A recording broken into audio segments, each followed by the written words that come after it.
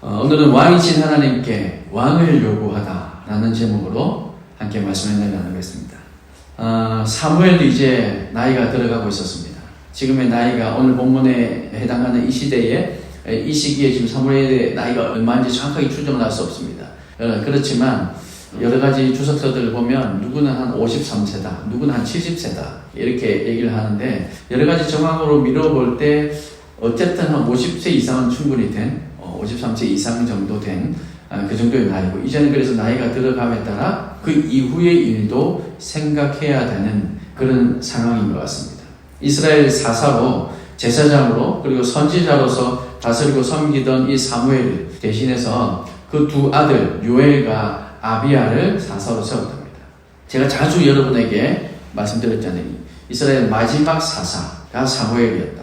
근데 오늘 보니까 요엘과 아비야를 또 그 다음 사사로 세웠다고 기록되어 있잖아요. 그러면 사무엘이 마지막 사사가 아니라 그 아들 요엘과 아비야가 마지막 사사가 아닐까 이렇게 말할 수 있는데, 공식적으로는 사무엘이 마지막 사사라고 보는 게 맞는 것이, 요엘과 아비야는 제대로 활동하지 못했고, 또 사실 지금 사무엘을 대신해서 그의 두 아들을 세웠다고 되어 있지만 부에세바라고 지명이 한정되어 있습니다. 그 말은 이스라엘의 한 변방, 저 남쪽 지방에 있는 한 변방의 그 곳만 임시적으로 다스리게 그렇게 했다라고 보아집니다. 왜 그러냐면 우리가 살펴보는 7장에 보면 사무엘이 전국을 다니면서 통치하고 말씀도 전하고 재판도 하고 그렇게 했는데, 그런데 사무엘이 이제 나이가 점점 들어감에 따라 전국을 다니기가 힘드니까 그 중에 어떤 좀 먼 곳들은 이 요엘과 아비야, 이 아들들을 세워서 다스리게 통치하게 했던 것 같아요. 또 사무엘의 성품을 짐작해 보건대 이것이 맞다 생각되는 것이, 왜냐하면 방금 우리가 읽었지만 요엘과 아비야는 아버지와 달리 돈을 요구하고 이렇게 하나님의 뜻에 합당한 길로 가지 않고 그 아버지와는 다른 길로 가고 있는 것을 우리가 기록된 것을 읽었잖아요. 그렇다면 사무엘이 그것을 몰랐을까요? 사무엘이 자신의 아들들의 그 성품을 전혀 모르고 내 아들은 절대 그러지 않을 거야 라고 하면서 그 아들을 자신의 후계자로 세우지는 않았을 겁니다. 만약에 그랬다면 변방이 아닌 정말 이 전체를 다스리도록 했겠죠. 그런데 변방으로 임시적으로 보냈다는 것은 아들의 성품을 이미 사무엘이 알고 있었던 것이 아닌가, 그렇게 충분히 짐작되는 것이죠. 아무튼 그래서 그 두 아들 요엘과 아비야를 세웠습니다. 요엘의 이름은 여호와는 하나님이시다 라는 뜻이고, 아비야의 이름은 여호와는 나의 아버지시다 이런 이름의 뜻이에요. 그러니까 사무엘이 자기 아들들의 이름을 이렇게 아주 성경적인 이름으로 지어서 그렇게 살기를 원했는데 그들은 그러지 않았던 겁니다. 두 아들은 아버지의 길을 가지 않고 자신의 이익을 따라서 뇌물을 받고 판결을 굽게 하는 그런 아들들이었습니다. 그래서 이스라엘 장로들이, 이스라엘 대표들이 이 상황을 빌미로 이스라엘 이 대표들이 사무엘을 찾아오게 된 것입니다. 그리고 무언가를 요구합니다. 이스라엘은 지도자의 문제에 지금 직면해 있는 거죠. 사무엘 당신이 이제 나이가 들었으니 그 다음은 어떻게 할 것이냐 하는 이 지도자의 문제에 직면해 있는 겁니다. 사무엘과 오늘 본문에 기록된 두 아들을 보면 엘리 제사장과 두 아들, 여러분 기억나십니까? 엘리 제사장과 두 아들 홈니와 비느하스가 기억이 납니다. 떠오릅니다. 엘리 제사장은 분명 사역 후반기에 하나님의 음성을 듣지도 못했고 그리고 제사장의 역할을 제대로 감당하지 못했지만, 사무엘은 마지막까지 하나님의 사명을 감당했던 사람이었습니다. 그의 총기가 흐려지지 않았다는 거죠. 분명히 하나님 앞에 바로 섰던 인물이고 하나님의 뜻에 합당하게 행동했음에도 불구하고 왜 이 두 아들은 제대로 교육하지 못했을까 하는 생각이 들기도 합니다. 그렇잖아요. 우리는 사무엘과 두 아들을 보면서 한편으로 생각해야 될 것, 인간은 아무리 훌륭해도 모든 부분에서 완벽할 수는 없다는 사실을 한번 생각해 볼 수 있는 문제고, 또 한 가지 더 중요한 것은 이 구원의 문제는 개인의 문제이다. 구원의 문제는 상속되는 것이 아니라 각각에 달려있는 개인의 문제다라는 것과 구원과 이 신앙은 유전되지 않는다라는 사실을 우리가 깨달을 수 있는 것이죠. 제가 목사라고 해서 제 딸들이 자연적으로 천국 백성이 된다 이렇게 말할 수 없다는 겁니다. 제 아버지가 믿지 않았다고 해서 나도 그럴 것이다 라고 말할 수도 없다는 겁니다. 이스라엘 역대 왕들을 보면 역대 왕 아주 선한 왕, 위대한 왕, 그 왕의 아들이 가장 악한 왕이 되기도 하고 그 가장 악한 왕의 아들이 또 가장 선한 왕이라고 그렇게 칭송받기도 하는 그런 일들이 일어나거든요. 그러니까 이 구원의 문제는 개인의 문제라는 겁니다. 지금 여러분 각자의 구원의 문제는 여러분의 부모님과 상관없이 물론 영향이 없지는 않을 겁니다. 하지만 그 결론은 개인의 문제, 여러분이 어떤 선택, 어떤 결정을 하느냐에 달려 있다는 것입니다. 그러므로 우리는 최선을 다해서 여러분이 나중에 부모님이 되시면 여러분 자녀들을 양육해야 하고 또 여러분 지금은 또 부모님의 신앙을 본받아야 하지만 그러나 그 결과는 하나님께 달려 있다는 사실을 우리는 기억해야 합니다. 그래서 우리가 할 수 있는 것이 있고 하나님께서 하시는 일이 있다는 거죠. 교육하고 가르치고 또 말씀을 읽고 기도하고 하나님의 뜻대로 살기를 노력하고 정의롭게 살기를 결단하는 이런 것들은 우리가 해야 할 일입니다.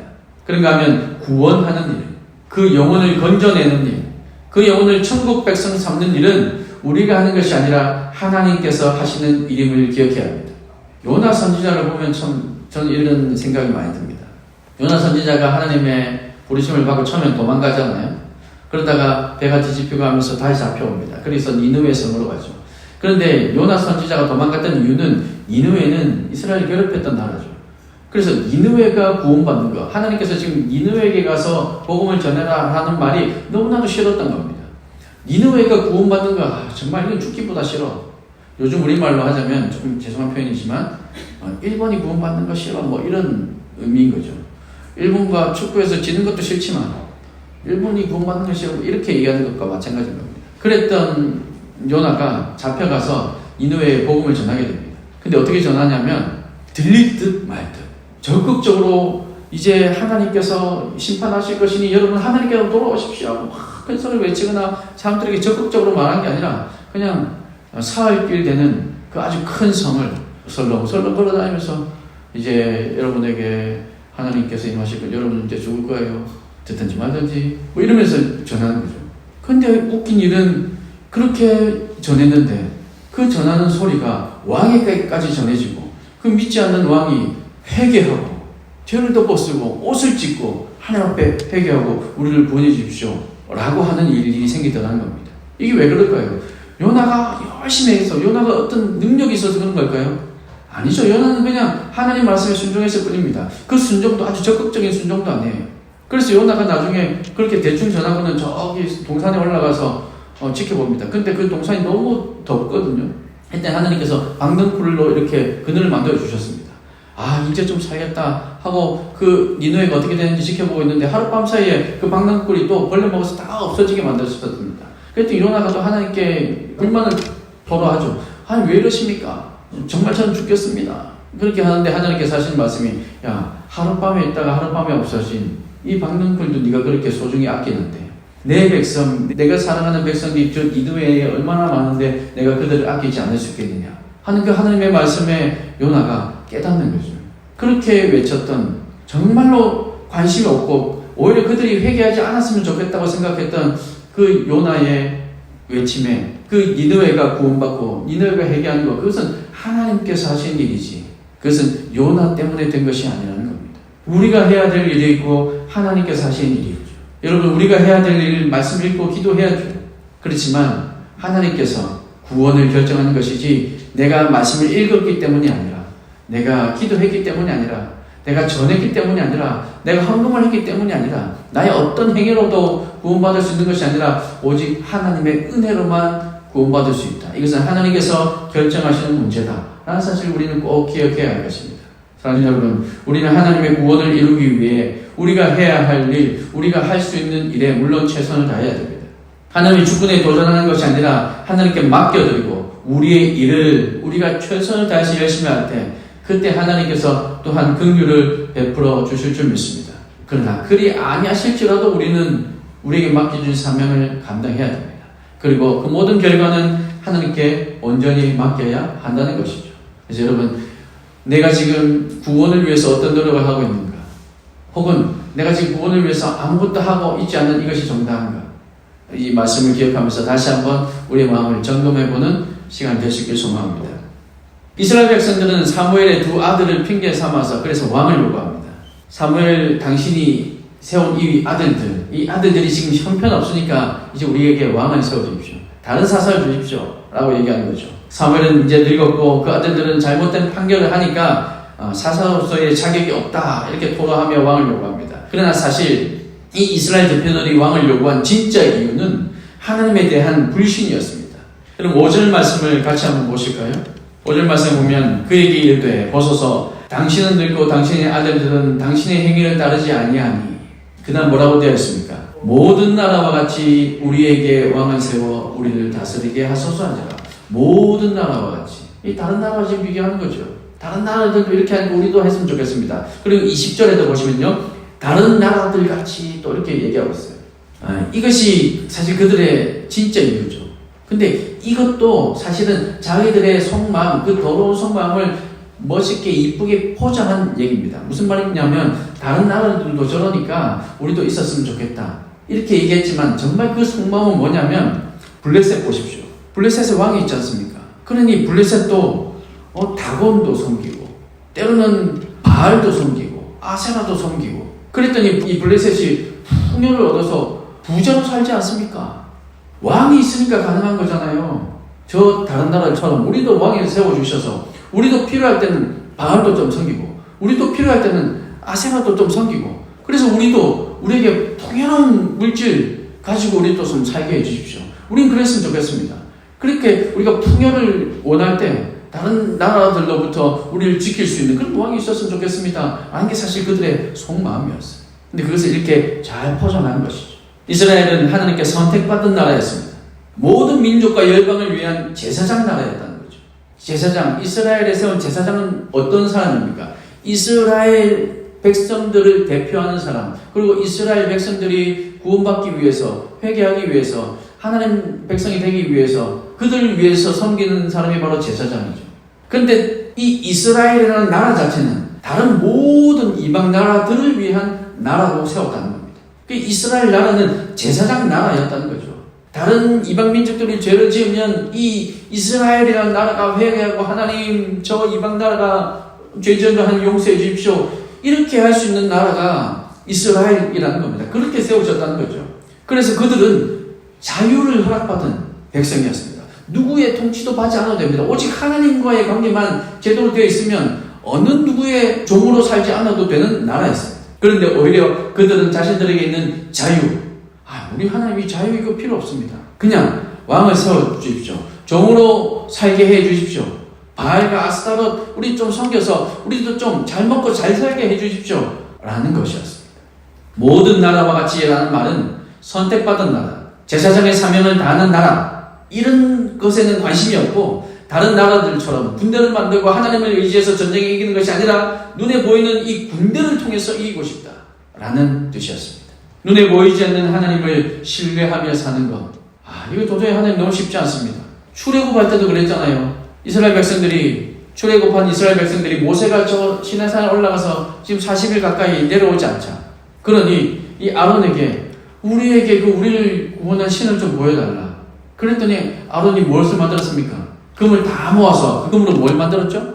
금으로 송아지 신상을 만들었죠. 금신상, 금송아지를 만들었죠. 이게 우리를 구원한 신입니다. 그리고 나중에 모세가 내려와서 형에게 아론에게 이게 뭐냐고 물었더니 아니 그냥 내가 금을 모아서 불에 넣었는데 이렇게 푹 나왔어. 이런 말도 안 되는 소리를 하는 거죠.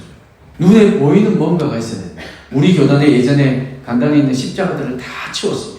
요즘은 다시 조금씩 강단에 십자가를 걸기도 하고 십자가 모양을 이렇게 두기도 하고 하는데 예전에는 십자가를 다 치웠습니다. 왜 그럴까요? 십자가를 부인해서가 아닙니다. 사람들이 저 십자가의 능력이 있다고 생각하는 거죠. 마치 이스라엘 백성들이 광야에서 불뱀에게 물려 죽었을 때 하나님께서 모세에게 저 노뱀을 매달고 그것을 다 쳐다보게 해라. 그럼 나의 것이다. 그랬더니 그 노뱀이라는 것 자체가 대대로 물려져 내려와서 그것이 우상화된 것처럼 마치 이 십자가가 우리를 살려주시고 우리 십자가가 우리를 고쳐주시고 십자가가 우리를 구원해 주시는 것처럼 그렇게 오해하니까 우리 교단의 십자가를 다 강대상에서 치워버린 그런 일도 있었습니다.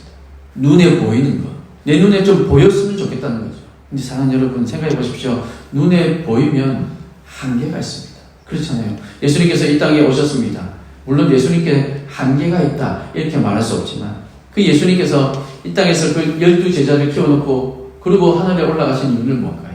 그리고 성령을 우리에게 보내주신 이유는 뭘까요? 예수님께서 이 땅에 있는 한은 그 예수님만 바라보고 있을 것이기 때문에 사람들이. 그렇지 않을까요?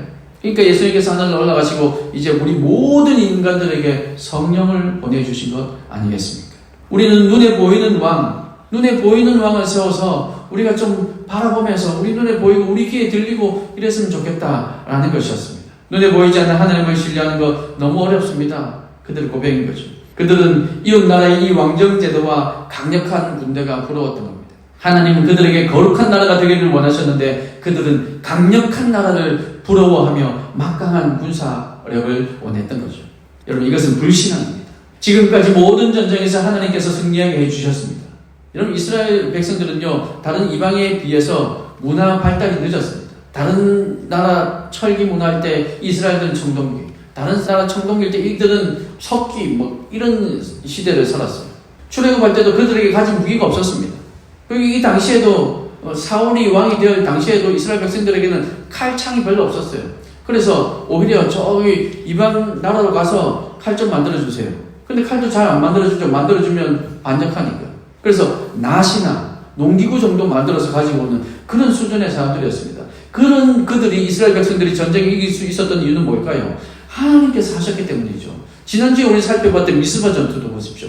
그 미스바에 다 모여서 기도할 때 블레셋이 쳐들어오자 이 블레셋을 물리치게 하신 것은 하나님께서 천눈과 우레로 물리쳐 주셨지 않습니까? 그랬던 이스라엘인데 지금까지 모든 전쟁에서 하나님께서 승리케 해주셨는데 그저 하나님 한 분만 섬기면 어느 나라도 건드릴 수 없는 이스라엘이었는데 하나님을 믿지 않고 타락의 길 갈 때도 내가 하나님을 섬기지 않고 바알과 아세라를 섬길 때도 우리들을 지켜줄 군대가 있었으면 좋겠습니다 라는 말인 거죠. 사랑하는 여러분, 오늘 저와 여러분이 하나님께 요구하는 것은 무엇입니까? 우리의 왕 되신 주님께 또 다른 왕을 요구하고 있지는 않습니까? 우리의 아버지이신 하나님께 하나님 당신은 죄송하지만 제 마음이 좀 안 드니까 다른 아버지 좀 보내주십시오 라고 하고 있지는 않습니까? 우리를 위해 희생하고 헌신하는 부모님을 앞에 두고 두 눈 똑바로 쳐다보면서 아버지, 어머니는 너무 무능해서 지금 제가 원하는 거 해주실 수 없으니까 다른 부모님에게 저 양자로 좀 보내주십시오 라고 얘기하는 것과 다를 바가 없는 행동인 겁니다. 우리를 통해서 거룩한 교회를 세우기 원하시는 하나님의 음성을 뒤로하고 우리는 거룩한 교회보다는 강력한 교회, 강하고 능력 있는 교회, 소위 말하는 대림교회가 되고 싶다고 그렇게 하나님께 요청하고 있는 오늘날의 교회들, 기독교인들은 아닌지 우리는 돌아볼 필요가 있다는 겁니다. 우리의 모습은 어떻습니까? 우리도 좀 멋있게, 우리 찬양팀도 좀 지금도 멋있지만 더 멋있었으면 좋겠고 우리 음향 시스템도 이것도 좋지만 좀 더 좋았으면 좋겠고 이런 것들을 원하고 있지는 않으십니까? 여러분, 물론 그거 필요하지만 그보다 앞서 우리가 생각해야 될 것은 우리가 거룩한 교회이냐, 하나님께서 우리를 구별해 주신 거룩한 교회이냐, 하나님께서 주신 그 자유를 우리 마음에 품고 그 자유를 가지고 살아가는 우리가 될 수 있느냐, 우리가 먼저 이것을 살펴보아야 할 것입니다. 하나님은 어제도 오늘도 그리고 내일도 우리가 거룩하기를 원하십니다. 그리고 하나님만 전심으로 찾고 하나님만 의지하기를 원하십니다. 그러면 우리에게 있어야 할 것, 우리에게 필요한 것을 다 아시는 하나님께서 채우신다는 사실을 믿으시기 바랍니다. 믿으시고 경험하시기 바랍니다. 마귀의 공격으로부터도 지켜줄 것이고 다른 나라의 침략으로부터도 우리를 지켜주실 겁니다. 그러므로 우리는 이스라엘 백성들의 실수를 거울 삼아 왕이신 하나님께 왕을 요구하는 것이 아니라 왕이신 하나님만 높이고 경배하는 거룩한 구별된 하나님의 백성들이 되시기를 주님의 이름으로 축복합니다. 하나님은 사무엘을 통해서 이 왕정의 위험성을 경고해 주십니다. 이 왕정 시대가 되면 이 왕이 생기면 어떤 일이 일어날 것인가 하는 것을 얘기해 주십니다. 아들과 딸을 왕을 위해 바쳐야 하고 가축과 재물들도 역시 왕을 위해 바쳐야 한다. 한마디로 왕의 종으로 살아야 한다는 겁니다. 내가 너희에게 자유를 줬는데 왜 너희는 종으로 살려고 하니? 라는 것이죠. 그리고 18절 말씀에는 그 왕이 백성들을 압제하고 힘들게 해도 구원하지 않겠다 선언하고 계신 겁니다. 그래도 왕을 달라고 하겠느냐? 라고 말씀하시는데 이스라엘은 그럼에도 불구하고 네, 다 됐고요. 잘 알아들었는데요. 왕 주시면 좋겠습니다. 이렇게 얘기하고 있는 거죠. 이미 마음의 결정을 한 상태여서 더 이상 충고가 귀에 들어오지 않는 이스라엘 대표들이었습니다. 애국의 압제로부터 구원하시고 약속의 땅이었던 이 가나안에서 살 길을 열어주신 하나님께 그들은 더 이상 그들은 다시 애국의 종살이 시절로 돌아가겠다. 그렇게 선언하고 있는 거죠.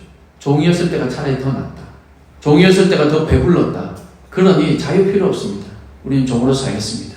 배만 불려주십시오. 이렇게 얘기하고 있는 거죠. 배부른 대신에 하나님 원하시면 자유는 반납할게요. 이렇게 얘기하고 있는 겁니다. 여러분 어떻습니까? 여러분 거룩하게 자유롭게 살기를 원하십니까? 아니면 부자로 종으로 살기를 원하십니까? 이스라엘 백성들은 자신보다 앞서가시며 싸워주신 그 하나님을 잊은 지 오래며 눈에 보이는 왕만 있으면 하나님은 없어도 된다고 하나님을 포기하는 선택을 합니다. 하나님 안 계셔도 괜찮아요.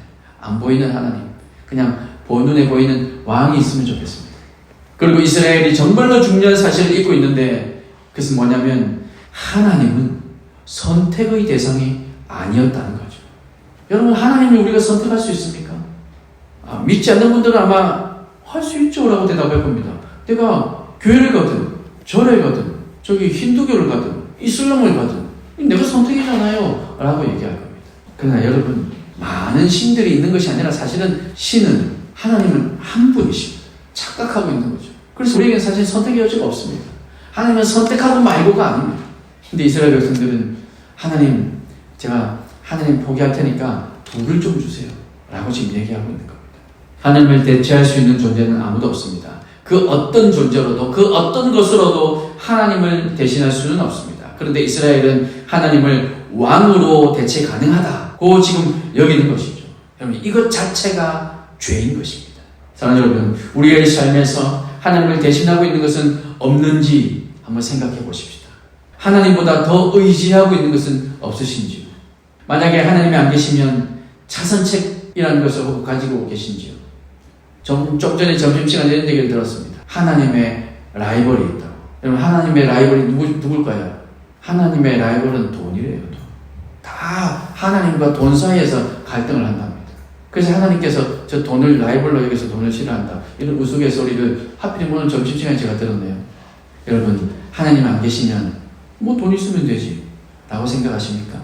진정한 하나님의 백성이라면 차선책을 가질 수 없음을 여러분 믿으시길 바랍니다. 하나님이 최선이고 하나님이 전부이고 하나님을 대신할 수 있는 것은 아무것도 없다는 사실을 우리는 믿어야 합니다. 우리가 가지고 있는 차선책이 있다면 그것은 우리의 불신앙을 나타내고 있는지도 모른다는 말입니다. 여러분, 말이 좋아 차선책이지 사실은 이스라엘이 왕을 요구하고 믿으려는 것처럼 우리도 그 차선책을 믿고 싶다는 거죠. 여러분, 말이 좋아 차선책이지 이런 거잖아요. 우리가 갈림길이 있어요. 이 갈림길에서 하나님, 제가 A를 선택하면 그러면 이 A를 선택한 그 넥스트 스텝, 그 다음 발걸음은 제가 이렇게 하겠습니다 라는 이런 차선책 아니잖아요. 하나님, 사실 제가 원하는 거 이거거든요. 그래서 제가 첫 선택, 넥스트 스텝이 아니라 퍼스트 스텝이 이것이 되었으면 좋겠습니다 라고 하면서 이게 차선책인 것처럼 얘기하잖아요. 그건 차선책이 아니잖아요. 사실 우리가 원하는 것이잖아요. 그래서 여러분, 그런 차원에서 차선책을 두는 것, 이것은 불신앙이다 라고 제가 말씀을 드리는 겁니다. 사랑하는 여러분, 오늘 저와 여러분은 하나님만이 최선책이고 하나님이 차선책이고 하나님이 삶의 시작이며 하나님의 삶의 끝이 될 수 있기를 소망합니다. 하나님이 아니시면 제 목숨은 죽은 목숨입니다 라고 고백할 수 있는 신앙, 하나님이 아니면 그 누구도 대신할 수 없음을 믿고 기도하는 저와 여러분, 우리가 다 되시기를 주님의 크신 이름으로 축복합니다.